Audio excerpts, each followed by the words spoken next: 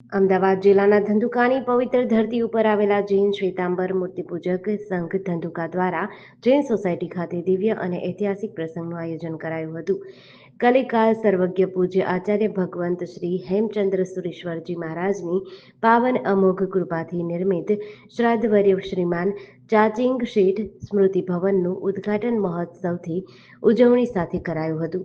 આ પ્રસંગે શ્રી 108 પાર્શ્વનાથ દાદાનો અભિષેક અને પૂજન પણ કરવામાં આવ્યું હતું. આ ઉજવણીના ભાગરૂપે ગામની વિવિધ ગણાતી પવિત્ર પાડીઓમાંથી ધામધૂમથી વરઘોડા સાથે સંઘવાત જૈન દેરાસર સોસાયટી સુધી લાવવામાં આવ્યા હતા.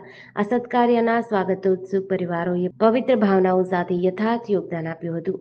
બેઢા નિવાસી માતૃશ્રી મોતીબાઈ હિંમતમલજી, પૂનમચંદજી ગોમાજી સાકરિયા પરિવાર, ધંધુકા ધોલેરા નિવાસી માતુશ્રી સવિતાબહેન પોપટલાલ જેઠાલાલ ગાંધી પરિવાર. આ ભવ્ય અને ભાવનાત્મક પ્રસંગે ઉપસ્થિત સંઘજનોએ ભક્તિપૂર્વક ભાગ લઈ ધન્યતા અનુભવી હતી. જેડીસી ન્યૂઝ સાથે CK બારડ, ધંધુકા.